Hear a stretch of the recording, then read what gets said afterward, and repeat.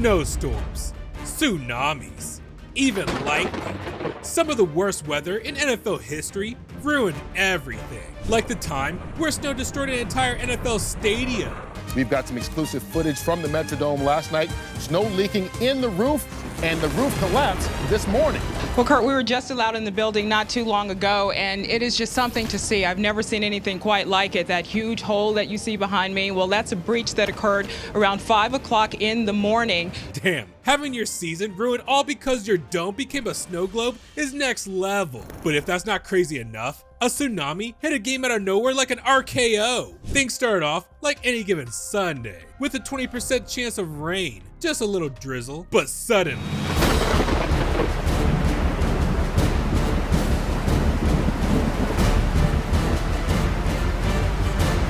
oh damn, bro, I can't see shit.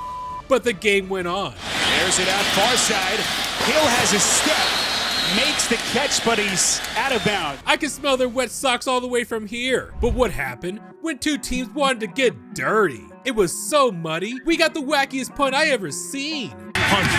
Got the wet ball away. Aaron Rossum gonna let go, and it looks like it's on a tee. Oh man, that's just ridiculous. But there was a game so windy, it made a player look like the worst kicker ever. High snap too. Look at that thing spinning, and it clanks off the upright. Damn, and bro never kicked again. Meanwhile in Buffalo, the whole stadium looked like an episode from Narcos. I mean, look at this, man. Yo, low-key, this looks satisfying. And Shady McCoy was going crazy in that white stuff. Steve Tasker told us it was about a half foot of snow on the field earlier. And this is McCoy leapfrogging a defender. Bro is like a 99 overall in these games. And there was an old school game that looked like something out of a horror movie. All right, we may not see the second half of this game, guys. It really was like magic. We can't see anything beyond 10 feet. Man, bro just vanished. Was never seen again. Felt like Michael Myers was gonna show up. But how did all this happen? Well, I'll let my childhood science teacher explain. The fog we had at Soldier Field was what's called advective fog. A-D-V-E-C-T-I-O-N. Advection. All right, man. And just when the fog was bad, there was another game so windy, it made two teams suck. The damn kicker almost got blown into the stands like a piece of paper. Snap, a tough one. The kick is away. Look at the wind. Take that one, Bill. And you would think after seeing that, you think these kickers learned their lesson. But it turned out, 49ers didn't learn anything. Tough wind, and here it goes, and he hooks it. Does it have the distance? No. It's being returned by Nathan Vasher. He spun away and goes to some open space, and Vasher is going. Nathan Vasher, touchdown Bears! I mean, what did you think was gonna happen? But that's nothing compared to a snow game, where even the fans almost sabotaged their own team. Mike, what can the officials do about this with the snowball situation? Well, they can run for cover. I mean, that's about it. When you think about Modelgate that we had before. Penalty against Buffalo. Please stop. Thank you.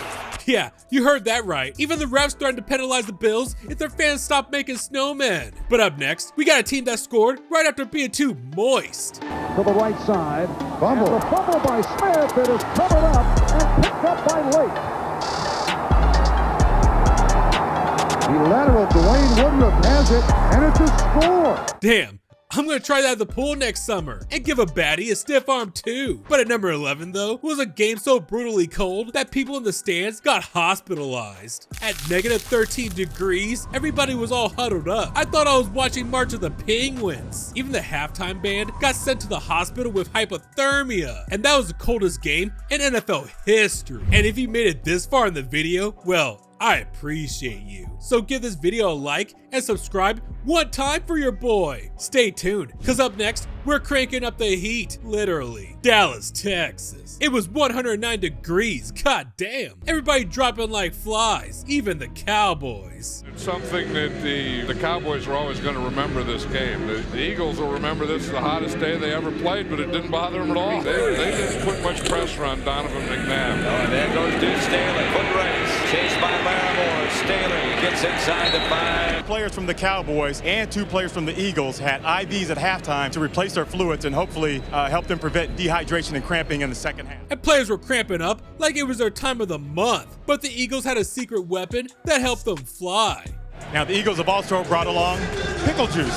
That's right, it's just off the supermarket shelf pickle juice. Now, there's no evidence to support that pickle juice does prevent cramping. The Eagles just say it does. And with that bottle that looked like MJ's secret stuff, and the trainer telling the team, trust me, bro, the Eagles won the game, 41-14. Unfortunately, not even the pickle juice could keep you alive, because there was a time when NFL players were almost struck by lightning.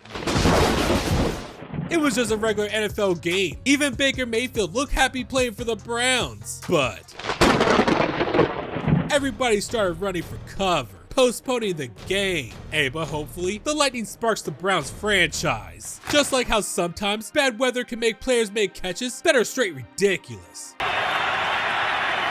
Collins to the back of the end zone. Curry, touchdown. Man, the Raiders just blended with that snow. Now that's a tactical advantage. But even the Dolphins didn't care about the snow back then. Marino going deep. And both Clayton and Wolford. Damn, son, why can't the Dolphins do that in cold weather anymore? But I do know right here that Nick Bosa turned one play to that one happy scene from the longest yard. And then the fumble by Peterson, and now a fitting sack by the 49er defense. Nick Bosa sailing through. Man, that low-key looked kind of fun. I'm going in, boys. Ow. But sometimes, special teams guys get loose too. Man, you knew some snow wasn't going to stop the GOAT Devin Hester from getting his. Hester breaks tackles as the middle of the field. However, the snow did almost stop an NFL dynasty. This is the Patriots season on the line. The kick is away. It is good. Yeah, the notorious tuck rule helped the Patriots hold on to the ball, but the guy that won the game for them and their first Super Bowl was their kicker, Adam Vinatieri. Just getting a kick up was a small Christmas miracle, hitting not one. This is the Patriots season on the line. The kick is away. It is good. But two. That was crazier than a nutcracker. But what's even crazier, though, is the Giants ending a curse to win the Super Bowl. The Giants and Packers, Brett Favre and company against Eli Manning and the New York Football Giants in the third coldest game ever. Favre throws and out of the reach of Donald Driver. Leaving the hotel and walking to the team bus, Giants kicker Lawrence Tynes was thinking, man, this is gonna suck. But that's because it wasn't just flipping cold with the temperature below zero in Green Bay, but they were playing the Packers, who were virtually unbeatable at home in the playoffs at 17-2. But the Giants were built for this. They had the best ground game in the league, and it showed early with Brandon Jacobs trucking over Charles Woodson on the Giants' first play. And the G-Men got the dub at OT. We like games in the cold. We like playing on the road. And the rest, as New Yorkers would say, is algebra. Sorry, just had a chicken cutlet last night. Hey, I'm walking here. However, there was one game with snow so bad, it made a player have the worst mistake in NFL history. Dolphins, Cowboys, an all-time hood classic. But a cold front swept the state of Texas and put a few inches of snow on the ground. It's probably the worst field conditions ever for a football game at Texas Stadium. And you guessed it. Of course the Cowboys ruined everything.